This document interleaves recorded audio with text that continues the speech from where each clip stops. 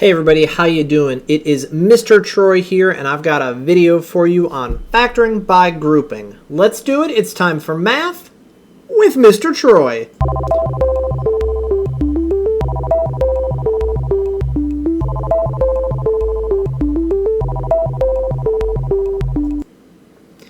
All right, time to get into it. All right, let me preface by saying you need to get to at least slide 2, otherwise you won't know how to do what we're doing here. Okay, so factoring by grouping is a way of factoring something that has 4 parts or 6 parts or 8 parts, etc. We're only going to look at things that have 4 parts. What you do is you take a look at the first 2 pieces and the second 2 pieces, and you try and find a way to make them have the same factor. Here's what I mean by that. If I factor out a 2x from the first chunk, it is x plus 2 left. Think about distributing out, or factoring out, undistributing. And if I do the same thing to the right side with a 5, I'm also going to be left with an x plus 2. So here's what this means, that if you were to factor this entire thing, it would be 2x plus 5 times x plus 2. Just x plus 2 once, not x plus 2 twice. Okay, pause the video, stare at that, and see if you can figure out why that would work. So the reason that it works is because you're taking the same thing away from 2x that you are away from 5. So it's actually like you're taking this x plus 2 and you're factoring it out. So that's why you only need one copy, and then the 2x and the 5 go in the other set of parentheses. Okay? Now, this can be really challenging, especially because we're not really that practiced in finding greatest common factors. So here are some tips.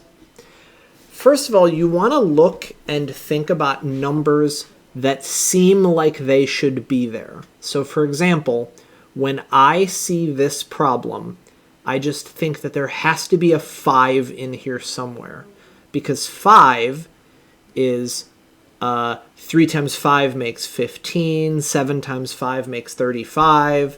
There's just a 15 and a 35, and those are both divisible by 5. So things like that can help. If you're having trouble looking at the first 2 terms, look at the next 2 and say, what do they have in common? Well, like I said, they're both divisible by 5. I would be left with 3x plus 7 if I distributed that out. Or undistributed, I suppose. I said it again. So is there something that I could pull out to be left here with 3x plus 7? Oh, sure, if I just factored out an x. Then the way that this goes is that one set of parentheses becomes the outsides there, x plus 5, and one set of parentheses becomes the insides there, the 3x plus 7. So what you're doing is you're foiling, or unfoiling, but you're just doing it in a slightly different way than what you're used to.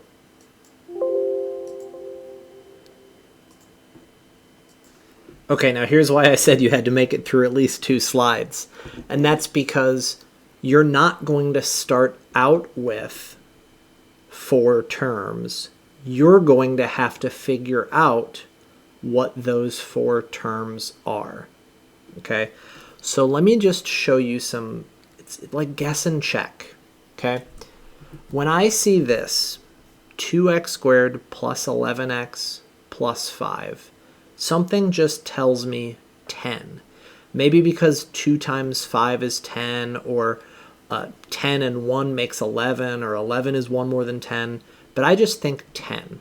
So what I'm going to do is I'm going to say, okay, what if I wrote this as 2x squared plus 10x plus 1x plus 5. Some people call this splitting the middle term because I split that up. Now this is just a guess. This could be wrong. So when I do that, now I've got my 4 terms and I can try it like the problem before.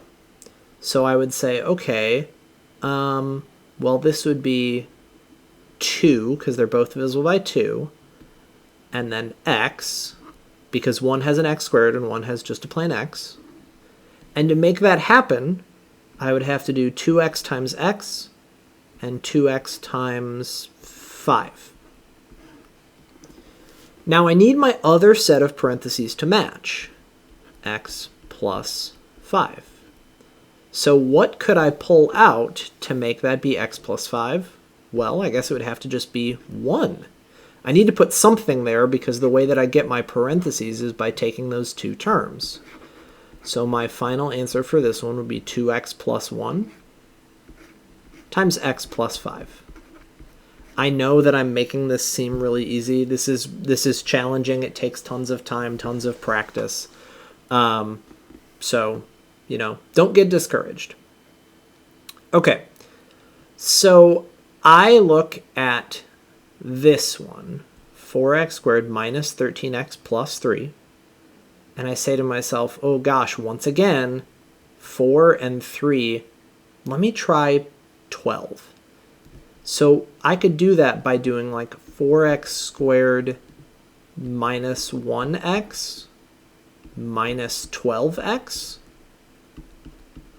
plus 3. Right, because -1 and -12 make -13. And the only thing that those have in common, those first 2, is x. So it'd be x times 4x minus 1. And then how could I make this 4x minus 1? What could I pull out of these 2 terms? It has to be the same thing so that I'm left with 4x minus 1.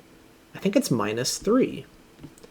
So x minus 3 times 4x minus 1.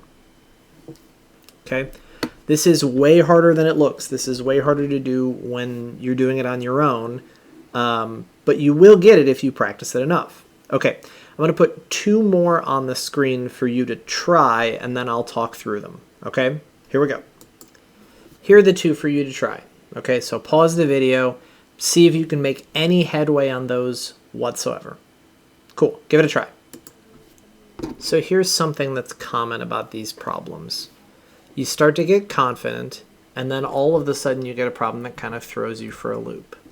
So maybe you've been doing a lot of problems and you say, okay, I bet this one is 2x squared minus 12x minus 1x plus 20. You say, 2x squared and negative 12x, those have something in common, like they're both even, and these 2, negative 12 and negative 1, those could make negative 13. But the problem is, when you go to do this, you can't make the second set into x minus 6. There's just no way for that to work.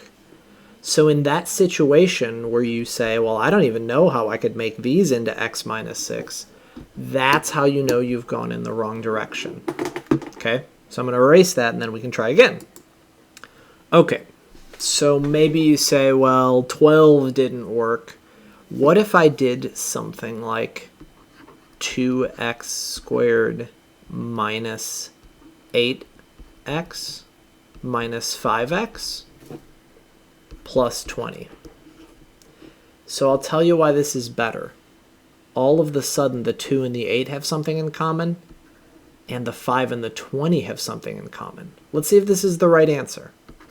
So pull a 2x out from the first 2, and we get x plus 4. Now, if I pull that negative 5 out, I get x minus 4. What happened there? Oh, wait a minute. When I pull this 2 out, this should be x minus 4. So sometimes that's a way to catch a mistake you've made.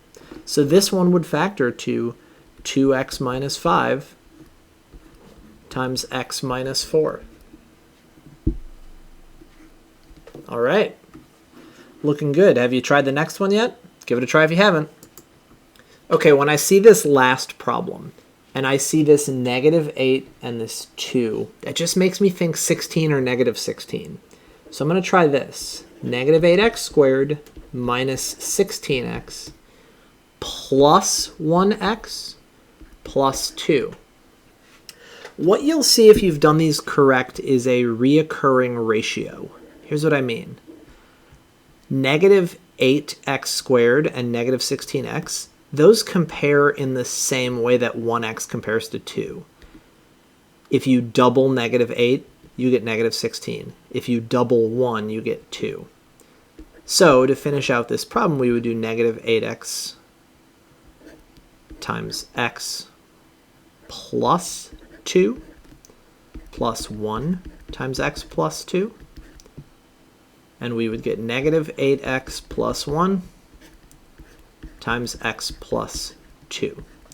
Now remember, it doesn't matter what order you write those in. So it doesn't matter if you put the x plus 2 first or the -8x plus 1 first. Your choice. All right, thanks for watching. See you later.